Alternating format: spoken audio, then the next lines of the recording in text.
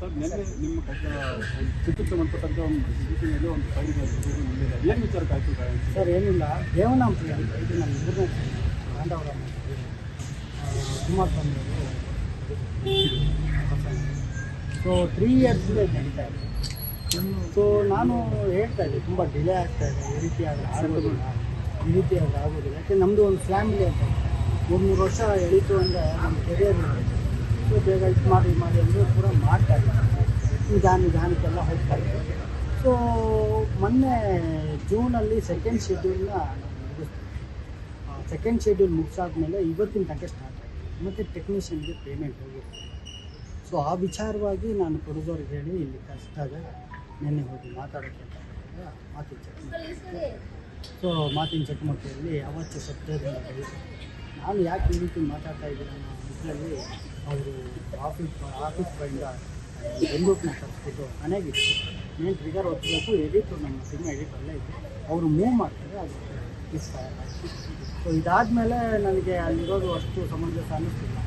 ಹೊರಗಡೆ ಬಂದವನು ನಮ್ಮ ಸ್ನೇಹಿತರು ಡೈರೆಕ್ಟರ್ ಅವ್ರ ಜೊತೆ NN ಸುರೇಶ್ ಅವರ ಹತ್ರ ಕೇಳಿಬಿಟ್ಟು ಇದು ಆಯಿತು ಅಂತೆಲ್ಲ ಕಂಪ್ಲೇಂಟ್ ಇಲ್ಲಿ ಬಂದಾಗ ಸರ್ ತಗೊಂಡು ನೈಟ್ ಮಹಜರ್ ಮಾಡಿಬಿಟ್ಟು ಸರ್ 6 ಲಕ್ಷ ದುಡ್ಡು ಕೊಟ್ಟಿದ್ರು, ಅದನ್ನು ಕೇಳಿದ್ರು ವಾಪಸ್ ಕೊಟ್ಟಿದ್ದಿಲ್ಲ ಅಂತ.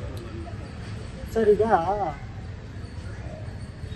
3 ವರ್ಷದಿಂದ ಆತ ನನ್ನ ನೋಡ್ಕೊಂಬಂದು ನನ್ನ ಪೇಮೆಂಟ್ ನಾನು 3 ವರ್ಷ ಅಲ್ಲಿದ್ದೀನಿ ಅಲ್ವಾ. ಈಗ ನಾನು ಕೊಟ್ಟಿರೋ ದುಡ್ಡೆಲ್ಲ ಕೊಡು ಅಂದರೆ ನನ್ನ 3 ವರ್ಷದ ಅವಧಿಯನ್ನು ನನಗೆ ಯಾರು ಕೊಡ್ತಾರೆ? ಯಾಕೆಂದರೆ ನಾವು ಚಿತ್ರರಂಗ ನಂಬ್ಕೊಂಡ್ಬಂದಿರೋದು, ಏನು ನಂಬ್ಕೊಂಡಿರೋದು ಅಲ್ವಾ. ಈಗ ನಾನು ಆತನ ಹತ್ರ ಸಾಲ ಇಸ್ಕೊಂಡಿದ್ದು ಇನ್ನೊಂದು ಮತ್ತೊಂದು ಆಗಿದ್ದು ಅದು ತಪ್ಪು ಅಲ್ವಾ. ನಾನು ಅವರ ಸಿನಿಮಾಗೋಸ್ಕರನೇ ಕೆಲಸ ಮಾಡ್ತೇನೆ, ನನಗೆ ಸೋರ್ಸ್ ಆಫ್ ಇನ್ಕಮ್ ಅಂದರೆ ಇದೆ ಅಂದರೆ ಅಲ್ವಾ. ಕೊಟ್ಟಿರೋ ಪೇಮೆಂಟ್ನೇ ಈಗ ವಾಪಸ್ ಕೊಡು ಅಂದರೆ ಅದು ಹೇಗೆ ಸಾಧ್ಯ?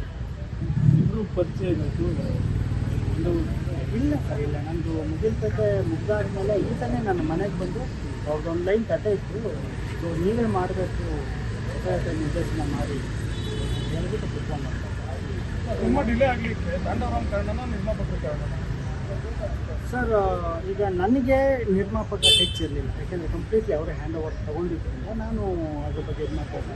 ಬಟ್ ನಾನು ಫೋರ್ಸ್ ಆಗ್ತಾಯಿದ್ದೆ, ಯಾಕೆಂದರೆ ನಮ್ಮದೆಲ್ಲ ಒಂದು ನೀರಿನ ಮೇಲಿನ ಗುಳ್ಳೆ ಏಜ್ ಆಗ್ತಾನೆ ಇರುತ್ತೆ.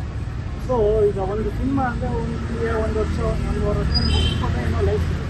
3 ವರ್ಷ ಹೇಳ್ಕೊಳೋದು ನನಗೂ ಒಂದು ಪ್ಲಾನ್ ಬೇಕು ಅಲ್ಲ. ಸೊ ಕೊಡೋ ಅಲ್ಪ ಸ್ವಲ್ಪ ದುಡ್ಡಿನಲ್ಲೇ ನಾನು ಜೀವನ ಸ್ವಲ್ಪ ಕಮಿಟ್ಮೆಂಟ್ ಇರುತ್ತೆ, ಈ ರೀತಿ ಹೇಳ್ಕೊಂಡು ಹೋಗ್ತಾಯಿದ್ದೀನಿ. ಅದನ್ನು ಕೇಳೋದು ತಪ್ಪು ಅಂತಾರೆ. ಆನಂತರ ಈ ಟೆಕ್ನಿಷಿಯನ್ಸ್ಗೆಲ್ಲ ಈಗ ಸೆಕೆಂಡ್ ಶೆಡ್ಯೂಲ್ ಅಮೌಂಟ್ ಕೊಡ್ತಾರಲ್ಲ, ಪಾಪ ಅವ್ರು ಫೋನ್ ಮಾಡಿದ್ರೆ ಸ್ವಿಚ್ ಆಫ್ ಮಾಡ್ತಾರೆ.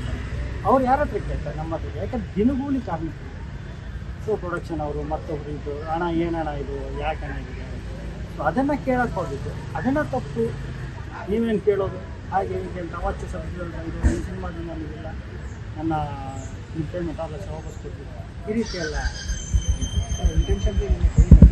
ಹೌದು ಸರ್, ಯಾಕೆಂದರೆ ಕಾರಲ್ಲಿತ್ತು ಅಂದರೆ ಇದು ಈಗ 6 ತಿಂಗಳಿಂದ ಅವ್ರಿಗೆಲ್ಲ ಪೇಮೆಂಟ್ ಕೊಟ್ಟಿಲ್ಲ ಅಂದರೆ ಅವತ್ತಿಂದ ನಡೀತಾ ಇರುವಂಥ ಒಂದು ಮಾತುಕತೆ ಆಗಿರೋದ್ರಿಂದ.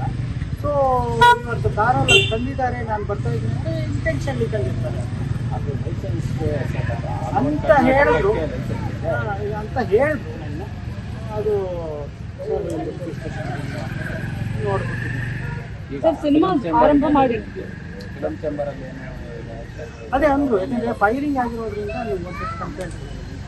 ಸರ್ ಎಷ್ಟು ವರ್ಷದಿಂದ ಶೂಟಿಂಗ್ ನಡೀತಾ ಇದೆ, ಮತ್ತೆ ಅವ್ರ ಜೊತೆ ಬೇರೆ ಯಾರಾದರೂ ಹಣ ಹೂಡಿಕೆ ಮಾಡಿದ್ರಾ ಅಂತ? ಇಲ್ಲ ಮೇಡಮ್, 3 ವರ್ಷ 2022 ಮಾರ್ಚ್ ಏಪ್ರಿಲಿಂದ ಸ್ಟಾರ್ಟಿಂದ ಇಲ್ಲಿ ತನಕ ಬರೀ ಆಗಿರೋದು 40%. ಕುಮಾರಸ್ವಾಮಿ ಅನ್ನೋರು ಯಾರೋ ಹಣ ಹೂಡಿಕೆ ಮಾಡಿದ್ರು ಅನ್ನೋ ಮಾಹಿತಿ ಅವರ ಕಡೆ ಅದೇ. ಈಗ ಅವರು ಫೈನಾನ್ಸ್ ಅಂತಾರೆ, ಇನ್ನೊಂದು ಅಂತಾರೆ, ಮತ್ತೊಂದು ಅಂತಾರೆ. ಈಗ ನಾವು ಮುಂದಾಳತ್ವ ವಹಿಸಿದ್ರೆ ಅದೊಂದು ಲೆಕ್ಕಾಚಾರ. ಆ್ಯಸ್ ಎ ವರ್ಕರ್ ಆಗಿ ಹಿಂದೆ ನಿಂತಾಗ